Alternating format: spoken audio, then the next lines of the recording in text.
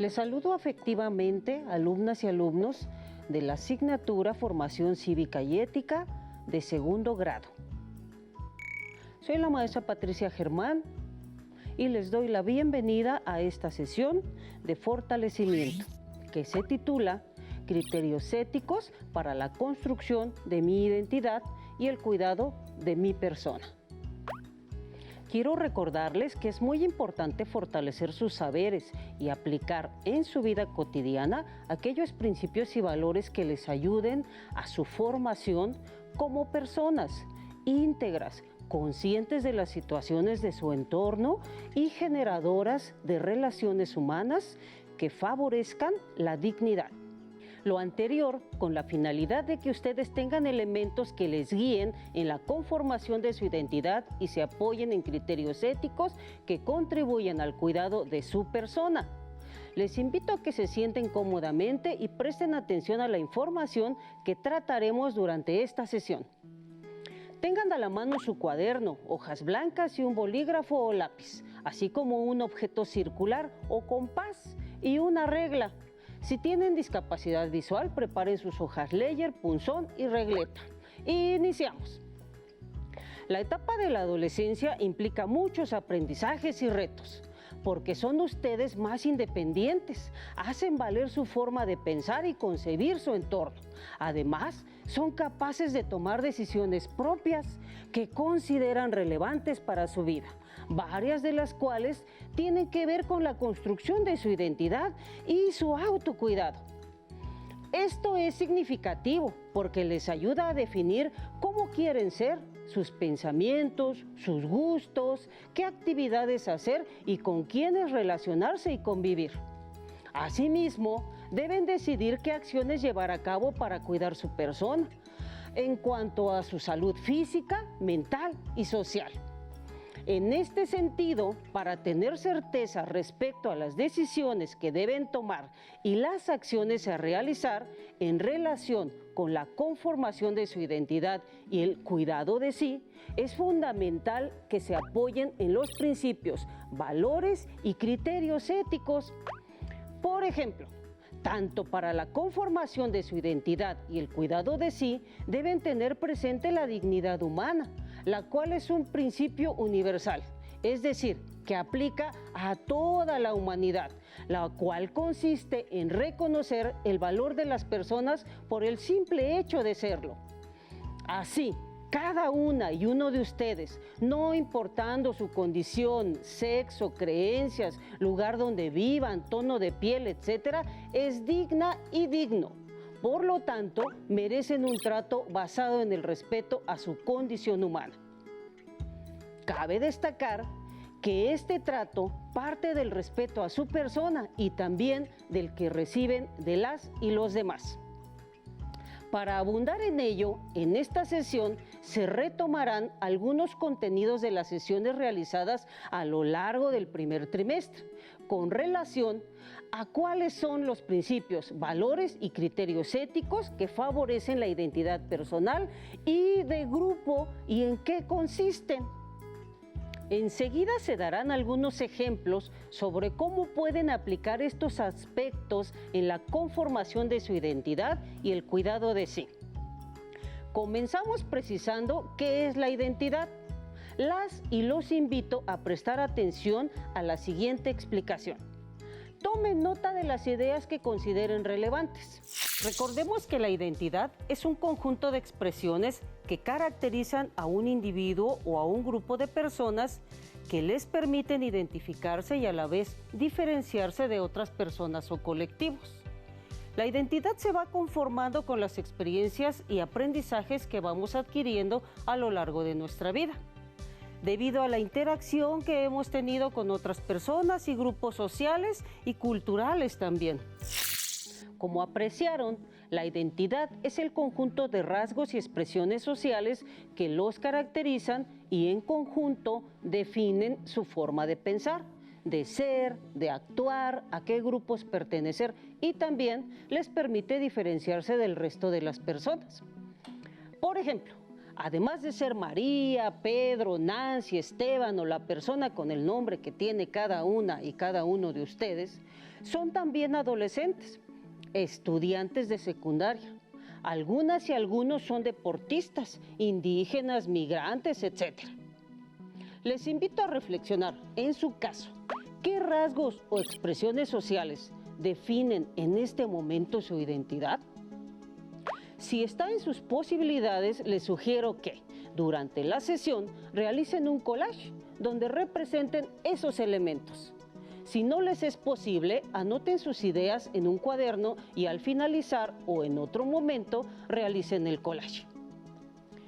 Como les comenté al inicio, tanto para la construcción de la identidad como para el cuidado de sí, deben tomar en consideración principios, valores y criterios éticos que les guíen en sus ideas y acciones. Antes, quiero precisar que el cuidado de sí implica una serie de acciones que abarcan todos los aspectos que conforman a su persona, tales como su salud, su integridad y su vida, mismas que deben tener como propósito lograr un estado de bienestar a nivel individual y contribuir también al de las personas que les rodean, familia, amistades, vecinas y vecinos, etc. Ahora, profundicemos en uno de los principios que deben considerar para valorar su identidad, como el cuidado de sí. Esta es la dignidad humana. Para complementar lo que se explicó al respecto, vean y escuchen el siguiente fragmento audiovisual. La dignidad humana es el valor inalterable que tiene cada persona por el hecho de contar con capacidad para razonar y decidir. Todos los seres humanos somos portadores de una dignidad común, por encima de todas las diferencias que nos individualizan y nos distinguen a unos de los otros. Todo ser humano posee dignidad sin importar la condición en la que se encuentre. Tener dignidad significa ser tratado con respeto, por el solo hecho de ser personas, lo que implica no recibir ofensas, desprecios y humillaciones, los cuales se hacen evidentes en los actos de discriminación. Los derechos humanos aplican a todas las personas en cualquier país, sin importar su condición económica, el color de su piel, su orientación sexual, su aspecto físico, alguna discapacidad u otra condición. Como apreciaron, la dignidad humana es condición inherente o propia de todas las personas, sin distinción alguna.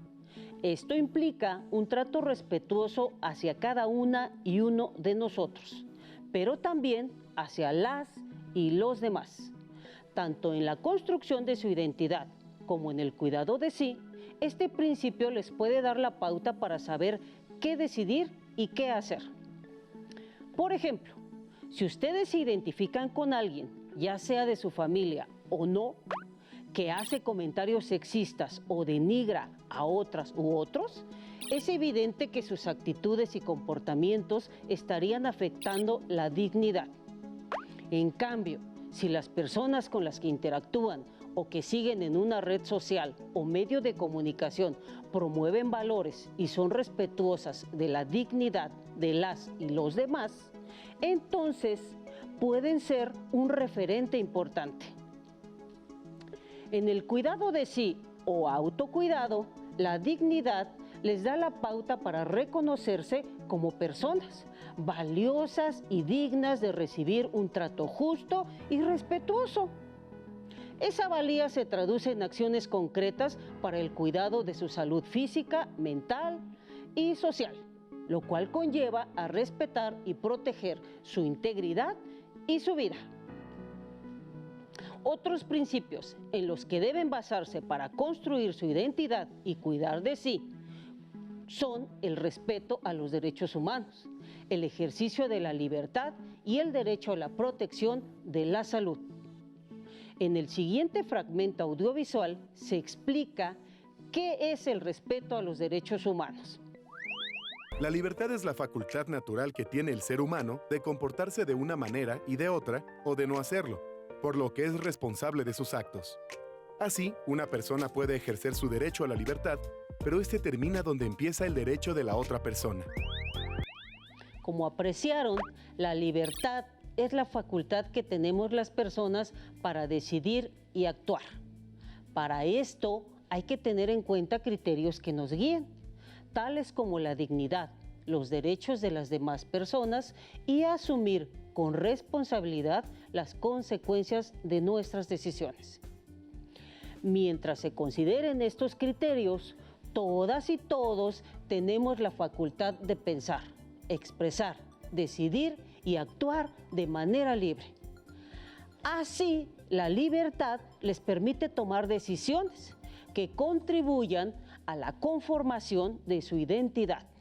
Por ejemplo, a quién admirar, qué música escuchar, con quiénes reunirse, cómo quieren ser, etc.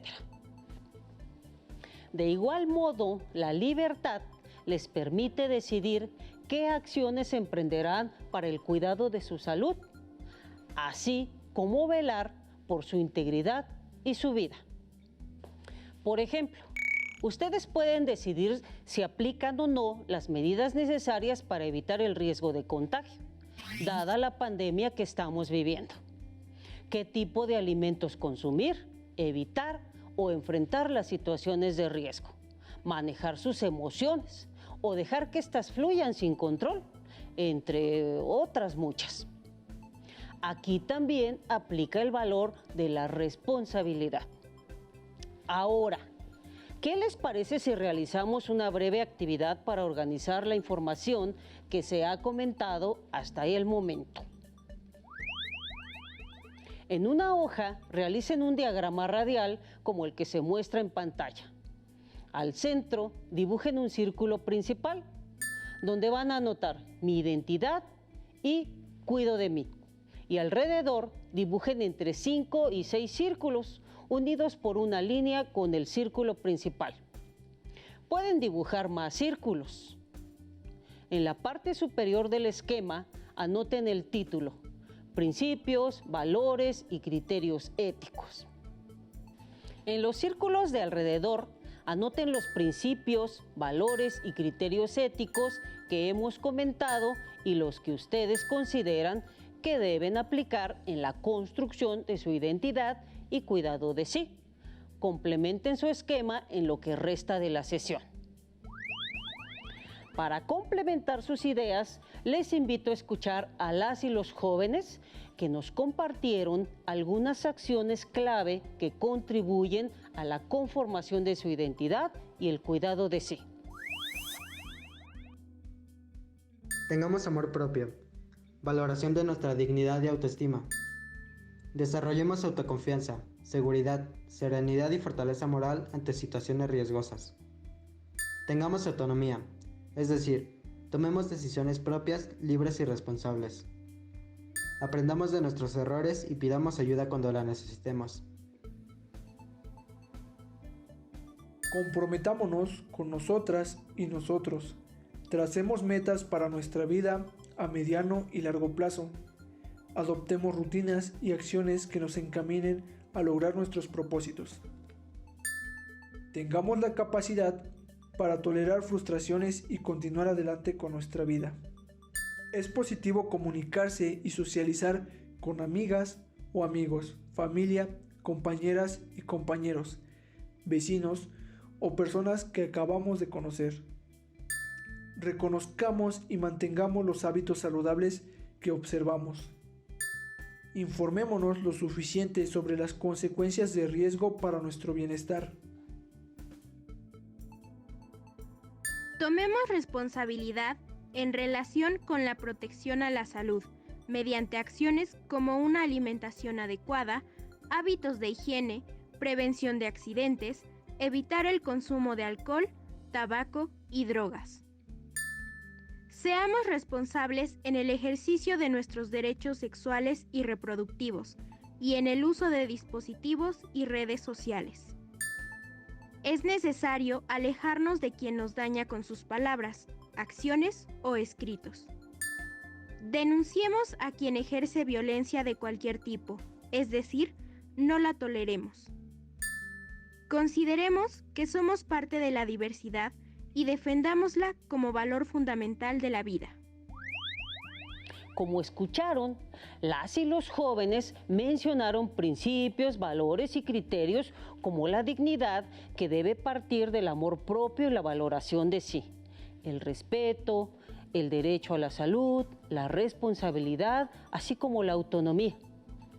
De acuerdo con los testimonios, también pueden darse cuenta de que tanto los principios, valores y criterios éticos los pueden poner en práctica en la cotidianidad, comenzando por valorarse como personas y también a quienes nos rodean.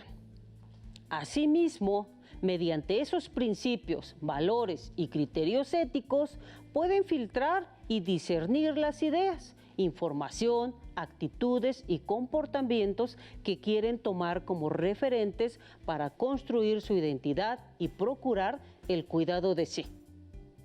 Para ejemplificar lo que acabo de comentar, quiero invitarles a ver y escuchar la siguiente explicación. Presten atención a la siguiente historia. Se dice que uno de los discípulos de Sócrates llegó para decirle que se había encontrado con uno de los amigos del filósofo y que le había dicho algo sobre él. Sócrates le dijo que, antes de escucharlo, su mensaje debía superar necesariamente 3 filtros y que, si no pasaba por esos filtros, entonces el mensaje que tenía que decirle no era digno de ser escuchado. Entonces, Sócrates le preguntó: ¿estás absolutamente seguro de que lo que me vas a decir es verdad? El discípulo dijo que no. Entonces, no sabes si es cierto o no, concluyó el filósofo. Luego le hizo una segunda pregunta: ¿lo que vas a decirme es bueno o no?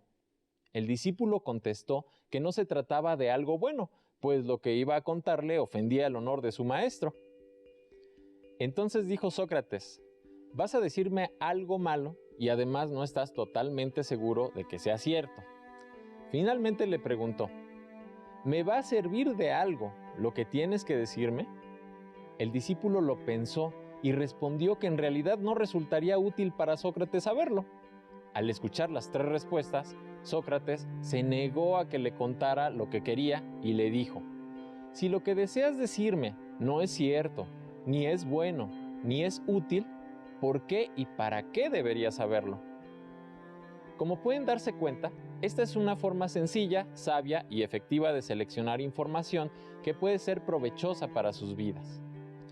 Podemos concluir que no toda la información es verdadera, buena o útil, por lo que ya podemos irnos formando un criterio de selección y distinción de su valor, lo que es indispensable para ir formando nuestra identidad con buenas influencias. Con base en la explicación anterior, discernimos que, así como existe información que es no verídica y tampoco útil o sustancial, también hay ideas, actitudes y comportamientos que tampoco cumplen con esos criterios. Existen ideas o actitudes que no influyen de manera positiva en la conformación de su identidad y el cuidado de sí.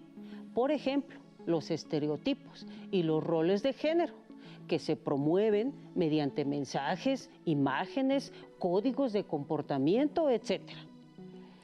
Por ejemplo, creer que deben cumplir con ciertos estándares de belleza o asumir roles de género que se basan en ideas sobre cómo deben ser la mujer y el hombre puede afectar su identidad al intentar ser alguien que no son, lo que podría llevarles a enfrentar situaciones de riesgo. Por ejemplo, trastornos alimenticios. Aquí es donde recobra importancia la dignidad, el respeto hacia su persona, el ejercicio de los derechos y la libertad, el derecho a la protección de la salud, la responsabilidad, la autonomía y tener una postura crítica. En la actualidad, con la difusión masiva de la información mediante las redes sociales y los medios de comunicación, es imprescindible emplear los criterios antes mencionados. Otro de los criterios éticos que hemos comentado que puede guiarles en la construcción de su identidad y el cuidado de sí es la postura crítica. Para precisar de qué se trata, les invito a prestar atención a la siguiente explicación. Las palabras postura y crítica tienen distintos significados. Sin embargo, las definiciones que nos interesan en esta sesión son las siguientes. Postura, actitud que alguien adopta respecto de algún asunto. Crítica o crítico, acción o arte de juzgar o problematizar, generar cuestionamientos, juicios y propuestas, proceso mediante el cual la razón construye los conocimientos fundamentados. Por lo tanto, la postura crítica podemos entenderla como la actitud que asumimos frente a una idea o situación mediante el razonamiento, juicios o cuestionamientos. Es importante mencionar que asumir una postura crítica implica apelar a la objetividad, conocer, dudar, cuestionar y adoptar una posición o actitud. Recordemos entonces que asumir una postura crítica implica basarse en juicios, razonamientos y cuestionamientos para discernir la confiabilidad, veracidad y las contribuciones que pueden brindar determinadas ideas, información, actitudes y comportamientos en lo que respecta a su identidad y el cuidado de sí. En lo que concierne al cuidado de sí, el derecho a la protección de la salud juega un papel fundamental. Recordemos a qué se refiere este derecho. Pues bien, la salud integral debe de ser prioritaria para toda persona, en cualquier etapa de su vida, ya que es un derecho humano. Esto significa que todas las personas debemos ejercerla y enfocarnos en todos los aspectos que conforman la salud a nivel personal, pero también se debe considerar que esto puede influir en nuestro entorno. Por ejemplo, si ustedes tienen bienestar físico, mental y social, esto influirá positivamente en sus familiares y demás personas con las que interactúan. El derecho humano de protección a la salud está reconocido en diversos tratados y en las leyes de nuestro país. Por lo tanto, resulta importante que ustedes tengan presente que deben ejercerlo. Ustedes tienen la facultad de ejercer el derecho a la protección de la salud con la finalidad de emprender acciones concretas para el cuidado de su persona, tales como acceder a los servicios de salud, recibir información de calidad sobre el cuidado de la salud física, mental y social, así como aquella que les permita conocer y evitar las situaciones de riesgo. Estamos por terminar la sesión. Recapitulemos. Un principio fundamental en la conformación de su identidad y el cuidado de sí es la dignidad humana. Cada una y uno de ustedes merece un trato digno y respetuoso. Todas y todos somos iguales en dignidad humana y derechos, sin perder de vista que cada quien tiene rasgos individuales que les caracterizan y les hacen únicos. Les invito a seguir aprendiendo y descubriendo en Aprende en Casa 2. Continuemos adelante en este ciclo escolar. Hasta la próxima. Si tienes dudas o necesitas ayuda, llama al Centro de Apoyo Pedagógico a Distancia. El número de teléfono para secundaria es el 55 36 01 71 23. Si requieres consultar los libros de texto en versión digital, recuerda que los puedes encontrar en la página conalitec.cep.gov.mx. Y recuerda que también cuentas con el sitio aprendeencasa.cep.gov.mx, en donde podrás ver nuevamente los videos de los programas y además encontrarás actividades para fortalecer tus aprendizajes. También te invitamos a que consultes la plataforma nuevaescuelamexicana.cep.gov.mx.